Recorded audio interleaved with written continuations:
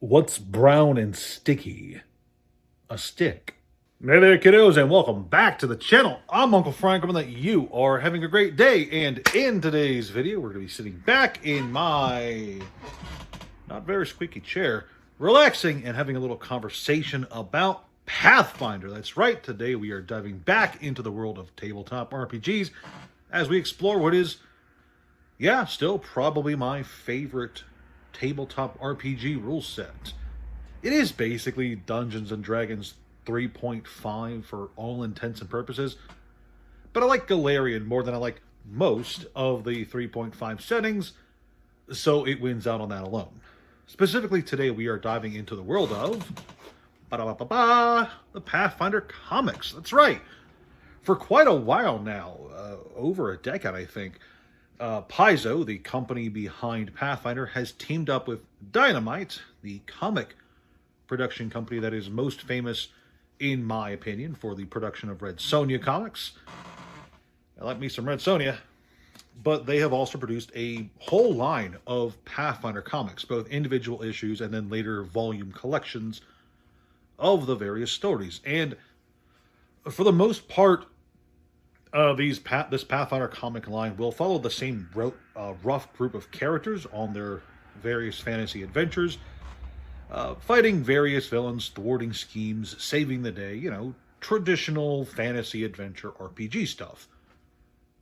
And they're fine. I am the kind of individual who does quite enjoy any extra lore for the games he's playing, whether that be something as simple as Pokemon's strange lore from the early games, or something as intricated as Bloodborne lore, right? So I do like it when we just get to explore the world of the games we're playing just a bit. And the comics, in my opinion, do a fine enough job of giving a bit more life to the world of Galarian, right? But that's not why I'm advertising the comics today. And this is, for all intents and purposes, an advertisement. Paizo, feel free to reach out to me with those royalty checks anytime now, right? No, I'm advertising the comics specifically because they're very unique in terms of comics attached to a licensed property in a very special way. You see, not only do the comics provide a story for you to read as a fan of Pathfinder, but let me find a good page. Here we go. They provide rules for you as a fan of Pathfinder. That's right. At the end of pretty much every issue I've seen of the Pathfinder comic line, there has been some sort of extra rule that come in all sorts of varieties. There's things like encounters, there's stat blocks for characters, there's rules for city adventures. Like here we have a monster encounter table for, what's this place called? Serpent's Run. Okay, cool beans. It's a crazy Coliseum setting. Like there's stats for characters, there's monster encounters, there's some of the comics, okay, will have things as simple as some new magical items. Other comic issues at the end will have new rules for alternate classes or class archetypes. Some comics will have rules for whole new races in Pathfinder.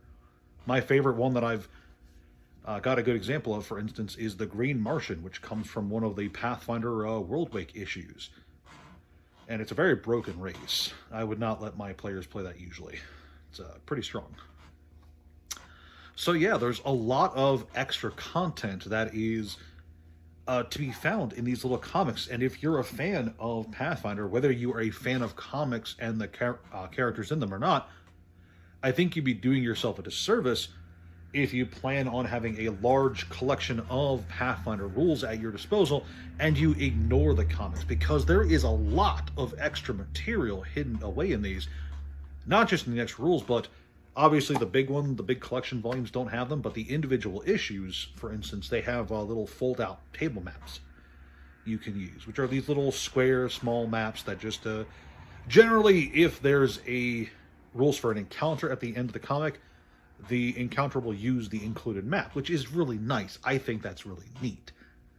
And ultimately, I just think that this is a bit of extra coolness, and I've never really seen something quite as similar for virtually any other tie-in comic. Dungeons and Dragons, for instance, let's be clear, Dungeons and Dragons has a lot of tie-in materials, including comics, and I have read quite a lot of Dungeons and Dragons comics. And I don't think I've ever encountered any of them that have rules at the end or supplemental rules attached to them. I know that the DVD collection, the DVD special collection for the D&D cartoon does have a stat block for the characters, which is cool. I will admit that that's really cool, really neat. But for the most part, supplementary material like comics or novels or such, they don't have extra rules attached to them. And I think, just in general, these comics with their little rules, little extra material at the end, I just think that's just such a cool bonus to include. And it makes me really want to see more things like this. Like this little fight here at the end of this comic here. The Cesarni wagon being raided by bandits. A private garden being overrun by cockroaches. That's cool stuff, and it's a nice little extra incentive. And it probably does not take that many resources to produce something like that. Just a extra page or two of extra rules at the end of a comic you were going to release anyway. So, I suppose what I'm really trying to say here is I wish more tabletop RPG inspired bonus material, like comics, like novels, and yes, like tie-in shows, etc., provided just that little extra thing that some game masters and yes, even players could take a use of, because the rules here, they aren't exclusive to game master stuff. There's extra items, extra classes, extra archetypes, extra races, like I've said before. So there's a little bit of something for everyone if you look in the right spots. And I really have to emphasize that cross promotion that benefits fans of both worlds converging there. That's really cool. You can have a fan of Pathfinder the RPG who will pick up a Pathfinder comic, and even if he does not like the comic, he's going to find a bit of extra material there to use with the role-playing game, and that's cool. Likewise, you will have a fan of comics who is a fan of fantasy adventure comics and fantasy adventure storytelling who will pick up the comic, and maybe he doesn't like the particular story in the comic, but he does look at the rule stuff in the back and decides, hey, maybe I'll try this Pathfinder stuff out. There's a bonus there too. And of course, the inverse. He doesn't like the rules at all, but he does like the comic for what it is. Cool beans. Cool beans.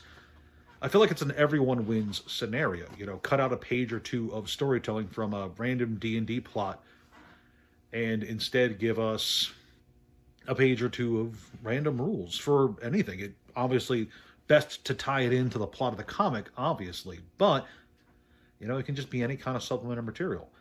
And I'm really just surprised that more companies, especially Dungeons and Dragons, doesn't do this. In fact, I'll take this time to get something off my chest. I was very disappointed. The Dungeons and Dragons movie from a year or so ago, it didn't have any tie-in material that I'm aware of beyond Universes Beyond cards. It didn't have a supplementary book or even a PDF download of the characters sheets for the characters of the film. And I thought that was a huge shame. Like, you guys invested presumably millions of dollars into this big budget film, and you couldn't even give the fans of the game it's based on a little bit of extra material to work with. Now, maybe there was something in like the DVD extra or whatever, but I didn't see it at the very least. And I just think that's a shame, because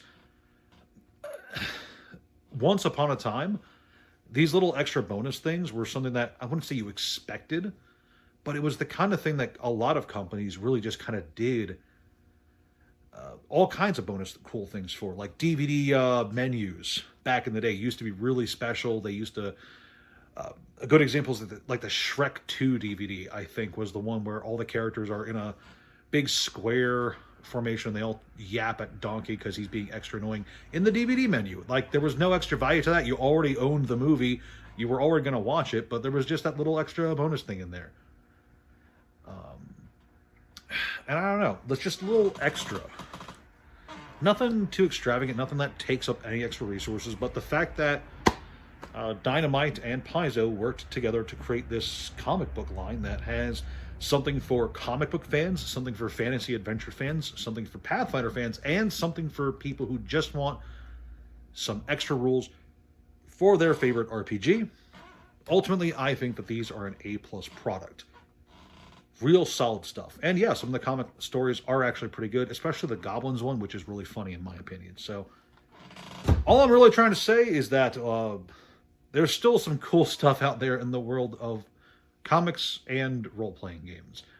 If you haven't given the Pathfinder comics a try, I highly recommend them, if only for the extra materials at the end.